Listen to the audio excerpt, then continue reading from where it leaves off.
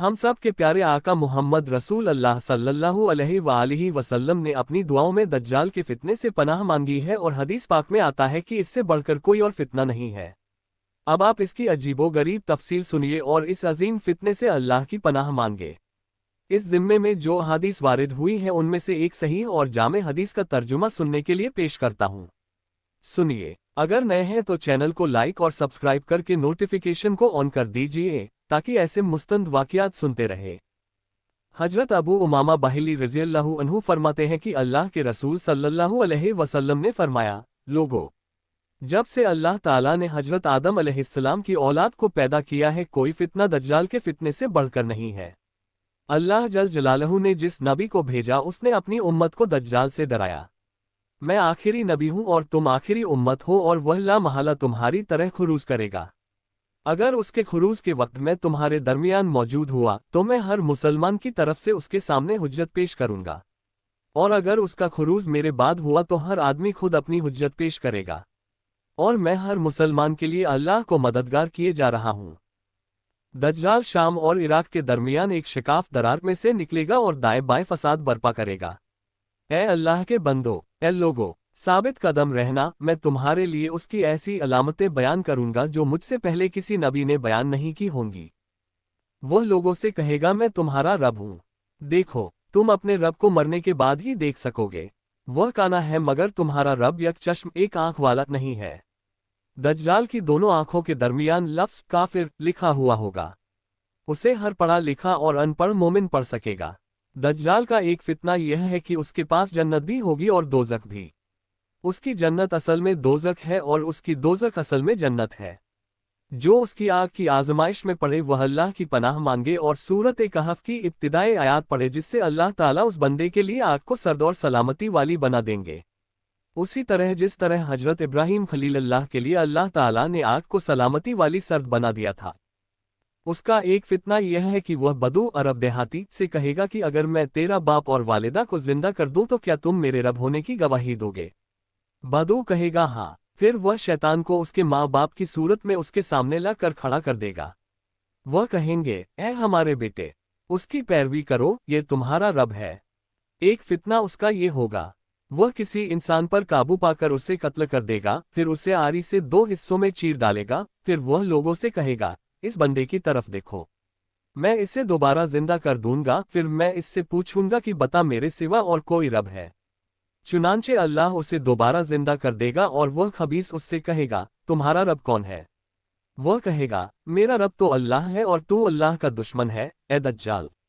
अल्लाह की कसम, तुम्हारे मुतालिक मुझे जो बसीरत अब हासिल हुई है, आज के दिन से बढ़कर पहले कभी इतनी बसीरत हासिल नहीं हुई। उसके फितनों में से एक फितना ये भी है कि वह आसमान को बारिश बरसाने का हुक्म देगा तो वह बारिश बरसाएगा, और जमीन को उगाने का हुक्म देगा तो वह गल्ला उगाएगी।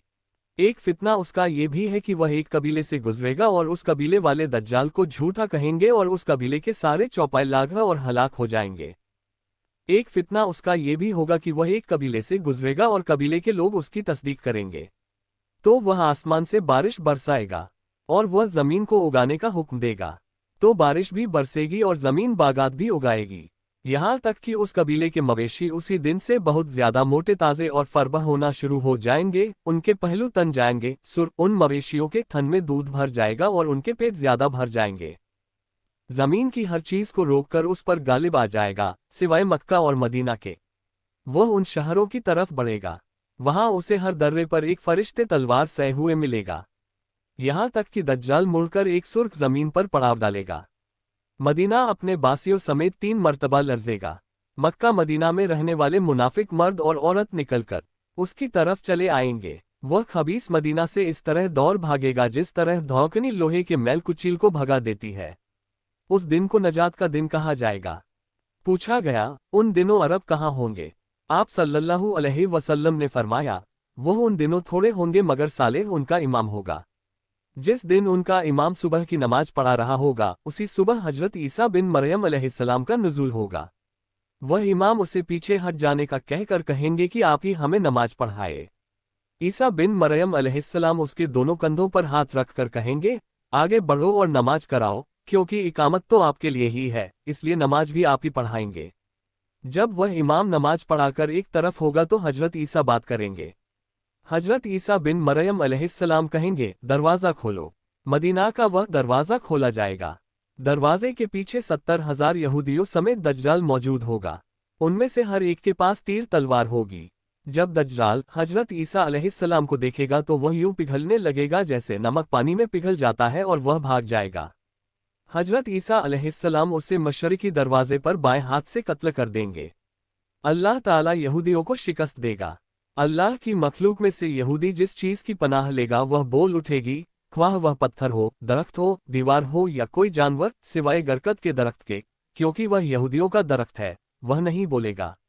बाकी हर चीज़ कहेगी, ए अल्लाह के मुसलमान बंदे, ये रहा यहूदी, आओ और इसे कत्ल कर दो।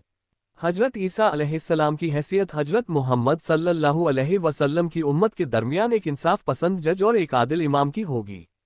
वह सलीब तोड़ देंगे, खंजीर को कत्ल कर डालेंगे, जजिया साकित कर देंगे, गुस्सा व अदावत खत्म कर देंगे, वह कीना और बगस खत्म कर देंगे। वह हर गर्म चीज की गर्मी को निकाल देंगे, यहाँ तक कि बच्चा सांप के बिल में अपना हाथ डालेगा तो वह उसे कोई नुकसान नहीं पहुंचा सकेगा। एक छोटी बच्ची एक शेर को तकलीफ पहुंचाएगी मगर वह उसे जर्रा भर जरा नहीं पहुंचा सकेगा। भेड़िया भीड़ों की रेवड़ की कुत्ते की मानिंद रखवाली करेगा। दुनिया अमन और चैन से इस तरह भर जाएगी जिस तरह बर्तन पानी से भर जाता है। इत्तेफाक का दौरा होगा। अल्लाह के सिवा किसी की इबादत नहीं होगी, बल्कि आप जंग अपने हथियार डाल देगी। कुरैश अपनी हुकूमत छीन लेंगे और ज़मीन चांदी के फर्श की तरह होकर वह नबातात उगाएगी जो हजरत आदम अलैहिस्सलाम के वक्त उगाई थी। यहाँ तक कि लोग अंगूर के एक फल को लेकर खाएंगे और वह उन्हें सैर कर देगा। लोग एक अनार को लेकर खाएंगे तो वह उनका पेट भर देगा।